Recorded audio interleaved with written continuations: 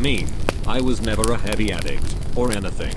Never did heroin or meth. Tried crack cocaine once. That was the end, but I was only sober for 8 months between that and when Eddie, an old buddy of mine, introduced me to something called K3. Against my better judgment, I took him up on the offer. You heard of K2? Bro, he said. He was already high. Spice. Yeah, synthetic weed. Well listen, man. I blinked. I looked at our mutual friend, Todd, then back at Ed. Listen. What you said? Well listen, man. And then you spaced out. Oh. What were we talking about? K3. Oh. Right. You heard of K2? Yes. I just said that. He leaned in close. Well, listen, man. This shit is like K2 and then some. Hence the name K4. I thought you said it was K3. Todd stepped in. Okay, ignore him. He's gone. This isn't synthetic anything, Kev. It's something new. Then why did he call it K4? K3. Then why did he call it K3? He calls it that cause the high reminds him of Ben on Spice or something. But this shit is like on another level. And it ain't cannabinoid nothing. I shifted in my seat. Okay, I'm not. I mean, you remember what happened last year? Yeah. No, I got you. Listen, though, I've done this shit 4 times already. Haven't had one bad trip yet. First trip I was just like, high off my ass. Nothing made sense. Second trip I was like an astronaut. Bro, I think I saw what exists outside the universe. Okay, what exists outside the universe? I said I saw it. Not that I remember it. But it was wild. I was warming up to the idea. How long does the high last? Depends on the hit and the quality. He held up a small bag of pills. And you know me, man. I only get the best. Muffin. His dog growled from the other side of the room. Muffin. Hey, down, girl. Is she okay? She's fine. Dude, he said. She's fine.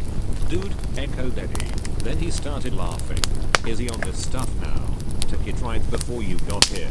I wanted someone to be sober enough to explain it to you. Thank yourself, listen. You glittering snot. Eddie said. Then he resumed laughing.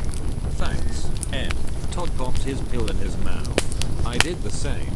After a moment, he said, how are you feeling? Me? Fine. How long does it take to kick in? He smiled. Should be feeling it momentarily. My dude. Muffin started growling again. Todd clapped. Once. Muffin. Shush. Girl. Come on. I looked at her. She was standing in her crate, baring teeth. The hair on her back stood on end. I don't think she's okay. Man. She's fine. Ed, you good? I looked. Eddie was face down in the cushions of the couch. He wasn't laughing anymore. He was shivering. I said, are we gonna get cold or something? I usually don't. Todd said, every hit's different, and every person's different. All I know is, it's fucking fun. Okay, Ed didn't look like he was having much fun. He doesn't look like he's having much fun.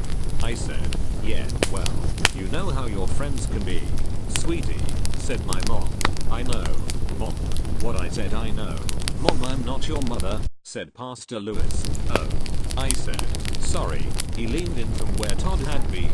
He looked concerned, disappointed, and his elbows on his knees, his hands clasped between them. Kevin, you know you shouldn't be doing this. I know, especially after what happened last year. What were you thinking? Thought I could handle it, I guess. I stared at the floor. The way the colors on the carpet swirled in and out was always so mesmerizing. It's going to be a bad trip, you know. I looked up. Pastor Lewis had on that old evil smile he always had. Or did he? I furrowed my brow. What, it's going to be a bad trip, he said again, in a deeper voice. Todd said all the trips he'd had were fun. That doesn't mean it's impossible to have a bad one. Oh. Pastor Lewis doesn't sound like that. Man, who the fuck is Pastor Lewis? Said Pastor Lewis, in Todd's voice. I blinked. Todd was sitting there, looking at me like I'd lost my mind. I cleared my throat, but couldn't feel it. My old youth pastor from back in the day, I said. Muffin barked from her kennel. It was a deafening, alien-sounding bark. Gravelly, dark. I looked over at her. She looked at me. She barked again, but this time didn't open her snout to do so. Oh, I said. What? Said Todd. He was crawling on the ceiling, looking down at me in a way that should have broken his neck. Cool how your dog can bark without moving her mouth. Can you sit down? You're weirding me out. Go. Yeah, sorry, Pastor Lewis said, before sitting down and becoming Todd. Then Todd said, laughing hysterically, I am sitting. Man. He was indeed sitting. I looked up, nobody on the ceiling, and no indication that anyone would be. He was doubled over with laughter, howling, aching laughs. He held his stomach.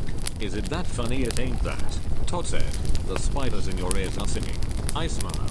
Oh yeah, what are they singing? Todd couldn't stop laughing long enough to respond. But he didn't need to. I could hear it too. Dude, I said. It's the song from Snow White and the Seven Dwarfs. Todd laughed even harder. Man, what? You spelled it wrong. My dude, what? Go back. You spelled dwarfs wrong. It should be dwarfs, not dwarfs. What the fuck is a dwarf? I scrolled up. There it was. Dwarfs. Huh, that's weird. Huh, that's weird. Todd was still laughing. Far harder and longer than the situation warranted. How am I seeing words I spoke? I asked. I grabbed at the R and dwarfs so I could rearrange the word, but the R slapped me just as Muffin barked again. Bark smack. Just like that. A single bark. Sounded like Satan. I sat back down. Easy there. Dwarfs, I said. I'll just spell it right next time. Damn. Make sure you do, said Muffin. One by one, the letters comprising the word dwarfs headed out the kitchen window. Dude, I said. Todd, the letters are escaping. Stop the letters. Stop the letters, I can't hear you. Bro, said Todd, in Pastor Lewis' voice, or Pastor Lewis in Todd's voice. Who were they again? Fuck. Whoever it was said, come downstairs. I am downstairs, I said, before stubbing my toe on his bedroom dresser. I took a step back. I was in his bedroom upstairs. Place was a wreck. Wait, how did I come downstairs? Said Muffin, demonically. I couldn't see her, but somehow I just knew she was standing at the bottom of the stairs, on two legs, with her head upside down. You know when you just know a dog will look like that? It was one of those times. That's okay, I said.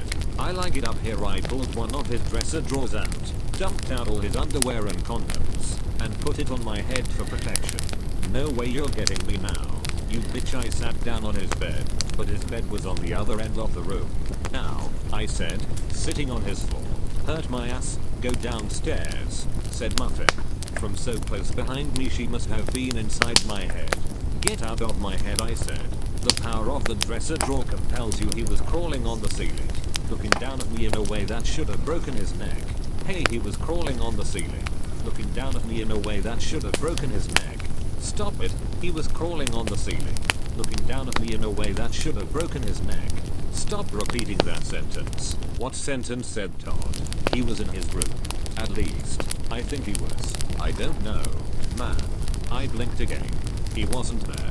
I could hear him laughing downstairs, hysterically. Holy shit. I could hear myself say. I sounded distant. Underwater.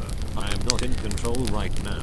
I started crawling towards the hallway, and he was crawling on the ceiling, looking down at me in a way that should have broken his neck. I shoved the sentence aside. The letters crashed into the wall and melted. I kept crawling, but now my hands were getting stuck in the quicksand.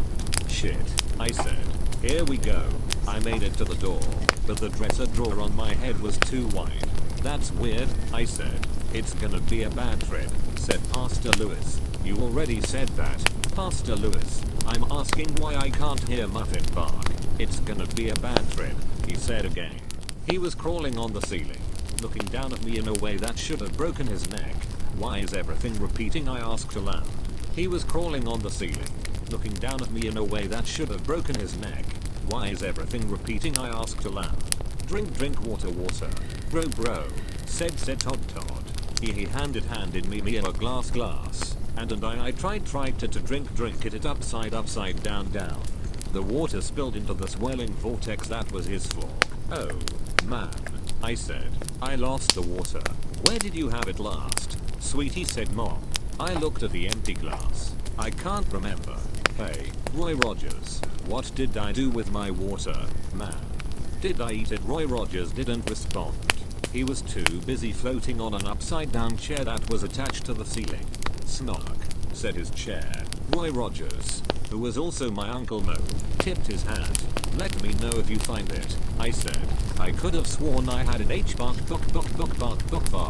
Oh, it's gonna be a bad trip, you know. Why am I just now hearing Muffin barking?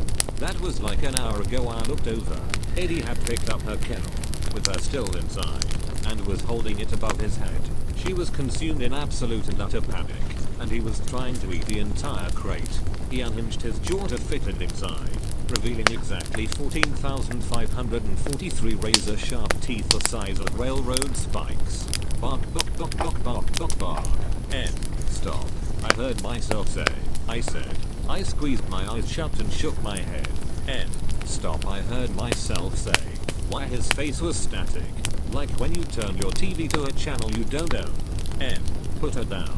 And get that static off your face. He was crawling on the ceiling, looking down at me in a way that should have broken his neck. What Eddie said. He dropped the kennel. Muffin yelped. I don't know. Man. I said. Your face is all static. Like when you turn your TV to a channel you don't own. My face is static, Eddie said through the static. He started clawing at it, and was crawling on the ceiling, looking down at you in a way that should have broken his neck. That sentence seemed out of place. I heard the words, but didn't see them coming from Eddie's mouth. In fact, Eddie wasn't even standing there anymore. He was in the kitchen, getting a knife. Shit, it's gonna be a bad trip, you know.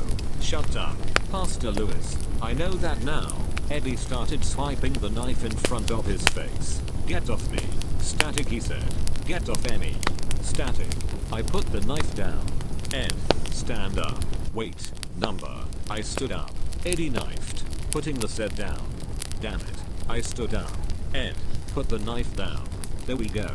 It's gonna be a bad trip, you know. I turned around.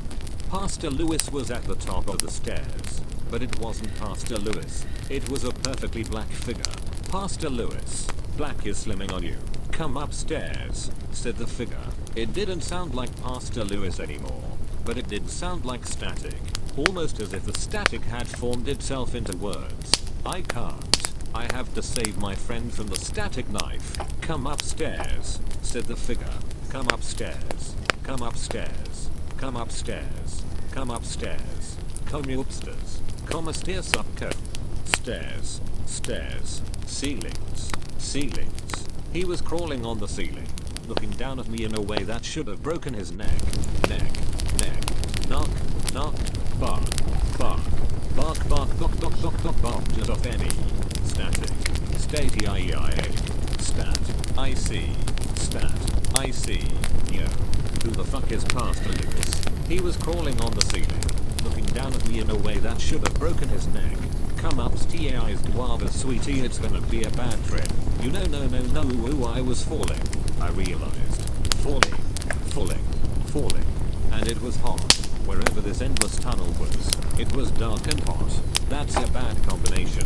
Usually, isn't it? I haven't been in many dark and hot places. But having experienced it, I can say I'd much rather be in bright, cool places. Help me, I said. I felt asphalt. Help Emmy. I'm falling now. I saw lights coming on from the side of the pit. Come upstairs, said a single voice from behind me that was also Todd, Pastor Lewis, Eddie, and my mother at once. This isn't a bad trip, Kevin. The voice continued. It's real, and you know that. What you thought was real was the trip. Time, space, those are illusions. This is what exists behind the veil. This is the nothingness that exists outside the universe. This is the nothingness that awaits you at the end. No. Falling. Get into his feet. Come upstairs. And get that thing off his head. Come upstairs. Join the static. Static. Bark. Are you okay? I blinked. Hey, kid, said the officer. You okay? I looked around. I was lying in the street. Concerned neighbors. Police cars everywhere. Most were in front of Eddie's house. Muffin whimpered in her crate next to me. W what? What happened? Well, you're out here screaming I'm falling. I'm falling. No, with a dog kennel, a dresser drawer on your head, and no shoes. I was hoping you'd tell me. I think I was saving Muffin. I said. Who's Muffin? The dog, yes, saving her from what my friend was going to kill her, I think. Then he tried to cut his face off because it was all static. Holy shit. My now sober brain processed unsober words. Holy shit. That stuff was insane. Yeah, I'd say that's a fair assessment. Dumb bus. You're lucky you didn't jump off the roof. Can you stand? The officer helped me to my feet. I stumbled towards his car. Wait, I said. What happened to Todd and Eddie? Are they okay? He looked at me. No, kid. They're not okay. This is why you don't fuck with this stuff. Now we have to clean up what's left. Sit there. He went off to talk to the other officers and the paramedics. Shit, paramedics. 2 gurneys. Ambulance. I came to a full 36 hours later, in my own bed. As I later found out, Eddie did succeed in getting the static off of his face, along with the rest of his face. And the last I heard of Todd, he was in a straitjacket. Muffin was given to the shelter, and then to another family. So there's some good news, at least. As for myself, I was told the effects might never wear off. I didn't believe them at first. I mean, who would? And how do you even process that kind of news? Fuck, I don't know. All I know is that the black figure is still standing at the end of my hallway, asking me to join it. I can still hear static.